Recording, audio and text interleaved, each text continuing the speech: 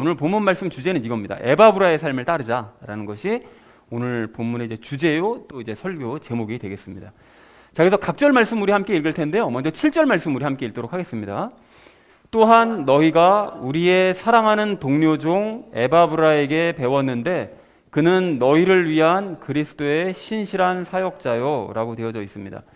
그 에바브라라는 그 인물이 나오는데요. 그 에바브라는 이 골로새서에 나오고 또 이제 빌레몬서에도 한번 이제 등장을 합니다. 근데 이 사람이 이제 골로새 교회를 이제 세운 인물이자 바울과 함께 이제 고난을 받았던 그런 인물로 이제 묘사가 되어져 있습니다. 그러니까 그 성경에는 이렇게 막 자세히 기록이 되어져 있지는 않지만 바울과 함께 이제 동고동락하면서 같이 이제 복음을 전했었던, 옆에 긴밀하게 사역했던 그런 사역자였다는 사실을 확인을 할 수가 있죠. 자, 그래서 7절 말씀 전체 의미를 이렇게 정리할 수 있겠는데요. 바울은 에바브라를 사랑하는 동료이자 예수님의 종이며 또 골로새 성도들에게 복음을 가르친 예수님의 신실한 사역자다라고 소개를 했다라는 것이 7절의 의미가 되겠습니다.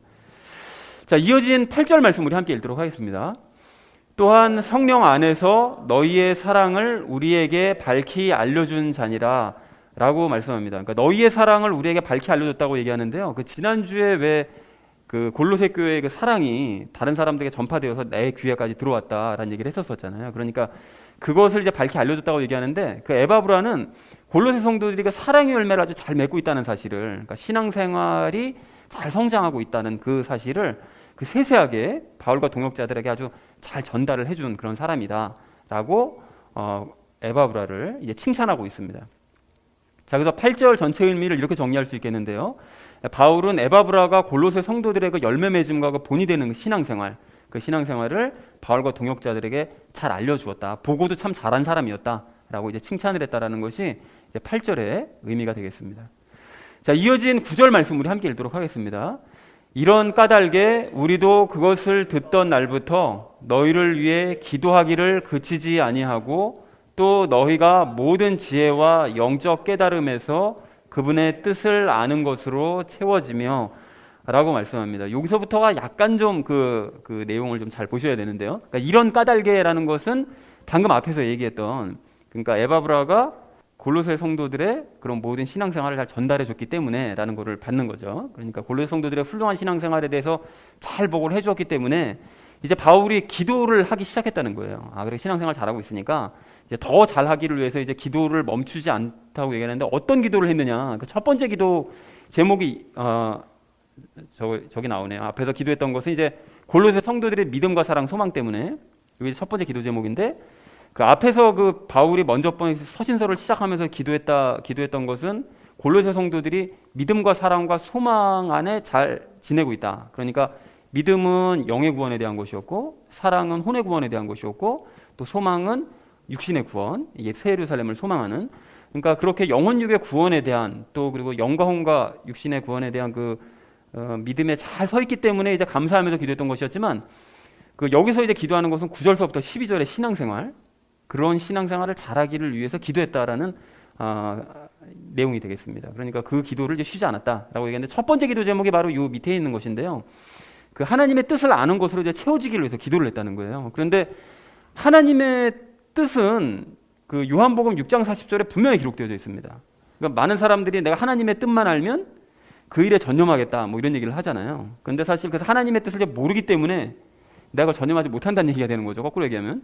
그런데 사실 하나님의 뜻은 분명히 기록되어져 있습니다. 그 하나님의 뜻이 무엇인가 봤더니, 나를 보내신 분의 뜻은 이것이니 곧 아들을 보고 그를 믿는 모든 자가 영존하는 생명을 얻는 것이다. 그러니까 예수님 믿고 영생을 얻는 것, 그것이 하나님의 뜻인 거예요. 그러니까 나를 구원하셨다라는 것이, 그리고 그 관련된 그런 이야기를 깨달아가는 것이, 그것이 하나님의 뜻인 거죠.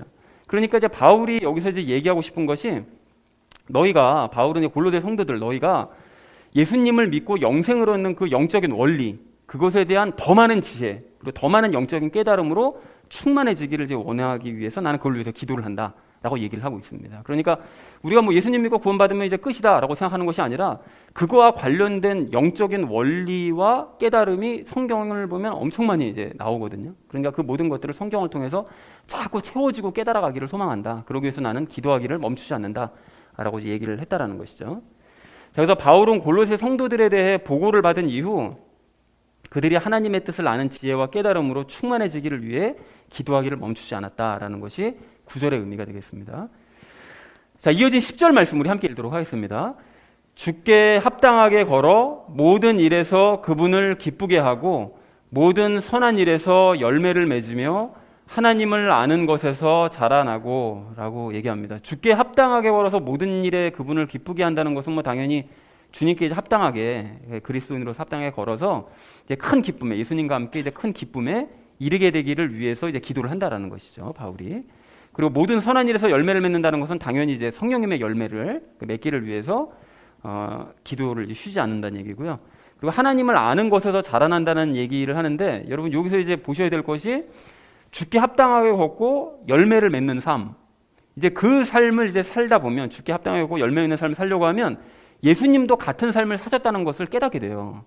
내가 그런 삶을 살다 보면 예수님도 이런 삶을 이 땅에 오셔서 사셨고 바울도 그런 삶을 살았고 모든 선배들이 다 그런 삶을 살았구나 라는 사실을 깨닫게 되는 거죠. 그러니까 예수님이 먼저 하나님이신 예수님께서 먼저 그런 삶을 사셨다는 걸 알게 되고 또한 하나님께서 무엇을 가장 기뻐하시는지를 분명하게 알게 되는 거죠. 그런 삶을 살다 보면 이렇게 열매 맺는 삶을 하나님께서 가장 기뻐하시는구나, 이거를 살다 보면 알게 됩니다. 그러니까 요 위에 것대로 살다 보면 하나님을 점점 알아간다는 거죠. 그래서 그렇게 자라가기를 바란다. 그런 삶을 살기 위해서 난 너희를 위해 기도한다. 멈추지 않고 기도한다라는 의미가 되겠죠. 자, 그래서 전체 의미를 이렇게 정리할 수 있겠는데요. 바울은 골로새 성도들이 주께 합당한 행동으로 큰 기쁨을 누리고 선한 열매를 맺음으로써 하나님을 알아가며 성장해 가기를 위해 멈추지 않고 이제 기도를 했다라는 것이 10절의 의미가 되겠습니다. 자, 이어진 11절 말씀 우리 함께 읽도록 하겠습니다. 그분의 영광스러운 권능에 따라 모든 강력으로 강건하게 되며 기쁨으로 모든 인내와 오래 참음에 이르고 라고 말씀합니다. 여기 모든 강력으로 이제 강건하게 된다는 것은 예수님의 그 권능, 저 위에는 영광스러운 권능, 그분의 권능으로 모든 능력으로 이제 강건하게 되기를 소망한다고 되어 있는데 뭐에 대해서 강건하게 되는 것이냐? 여러분 이게 전체적인 그 서신서와 또 앞뒤 구절을 연결지어서 이제 유출을 해보면 그 죄의 회방에 대해서 너희가 강건해지기를 바란다는 그런 의미가 됩니다. 그러니까 죄에 대해서 강건해지는 거죠. 그리고 기쁨으로 모든 인내와 오래 참음에 이른다는 것도 역시 죄와 싸움으로써 인내하는 마음, 또 오래 참는 그런 성품을 이제 기쁨으로 얻게 되기를 바란다라는 그런 의미가 되겠습니다. 자, 그래서 11절 전체 의미를 이렇게 정리할 수 있겠는데요. 바울은 골로새 성도들이 예수님의 권능으로 말미암는 그 능력을 가지고 죄의 방해로부터 이제 점점 강건하게 되어져 가고 또 인내와 오래 참음의 성품을 기쁨으로 얻을 수 있도록 멈추지 않고 내가 너희를 위해 기도한다라는 것이 11절의 의미가 되겠습니다. 자, 이제 마지막 12절 말씀 우리 함께 읽도록 하겠습니다. 우리를 빛 가운데서 성도들의 상속 유업에 참여하는 자가 되기에 합당하게 하신 아버지께 감사드리기를 원하였노라. 말이 좀 어렵죠. 그래서 빛 가운데서라는 것은 당연히 이제 예수님 안에서, 즉 이제 예수님의 인도하심을 따라 너희가 잘 행해 나가는 그런 가운데라는 그런 의미가 되겠죠. 그리고 성도들의 상속 유업이라는 것은 뭐 로마서에서도 그렇고 계속 강조하지만 사도행전에서도 그렇고요. 당연히 그것은 새 예루살렘을 의미합니다. 이제 나중에 우리가 최종적으로 얻게 될 그 유업이죠. 자, 그러니까 성도들의 상속 유업에 참여하는 자가 되게 합당하게 하신다는 것은 이제 무슨 뜻인가 하면 예수님의 인도하심을 따라 앞에 있는 9절서부터 11절과 같은 그런 삶을 살아낸 사람들, 이제 그런 사람들에게 성부 하나님께서는 새 예루살렘을 허락해 주신다는 거죠. 그런 사람들이 유업으로 주신다는 거죠. 자, 그래서 12절 전체 의미를 이렇게 정리할 수 있겠는데요. 바울은 예수님의 인도하심을 따라 행한 골로새 성도들에게 새 예루살렘을 허락해 주시는 그 성부 하나님께 감사하는 마음을 가지고 멈추지 않고 이제 기도를 했다라는 것이 12절의 의미가 되겠습니다. 자, 그러니까 오늘 구조가 이제 앞에서는 에바브라를 칭찬하면서 소개하고 9절서부터 마지막 12절까지는 너희가 골로새 성도들이 이런 삶을 살기를 소망한다라는 그런 마음을 가지고 이제 기도했다라는 것이 내용이 되겠습니다. 그래서 전체 본문을 이렇게 정리할 수 있겠는데요. 바울은 예수님의 사역자의 동료인 에바브라가 골로새 성도들을 가르쳤고 또한 골로새 성도들의 신앙생활에 대해서 잘 보고를 해주었다고 칭찬했다라는 것이 이제 7절과 8절의 내용이 되겠고요. 그리고 바울은 골로새 성도들이 하나님의 뜻을 깨닫고 열매 맺고 죄의 회방을 이기면서 강건하게 되어서 인내와 오래 참음의 성품을 얻게 되기를 위해 기도했다라는 것이 9절서부터 12절의 내용이 되겠습니다. 그리고 이렇게 살아낸 사람들, 9절서부터 11절의 삶을 살아낸 사람들에게 새 예루살렘을 허락해 주시는 우리 성부 하나님께 감사하는 마음을 가지고 기도를 이제 멈추지 않았다라는 것이 이제 12절의 내용이 되겠습니다. 자, 그래서 각각의 말들은 약간 좀 뭐 번역도 막 헷갈리고 막 어렵게는 돼 있지만 사실은 이제 따지고 보면 큰 내용, 어려운 내용은 아닌 것을 확인할 수가 있습니다. 자, 그래서 오늘 이제 결론을 이렇게 맺을 수 있겠는데요. 에바브라의 삶을 따라가자라는 것이 오늘의 이제 결론이요. 또 후반부 우리 적용하면서 함께 나눌 말씀의 주제가 되겠습니다. 나머지 부분은 삶에 적용하면서 이야기 함께 나누도록 하겠습니다.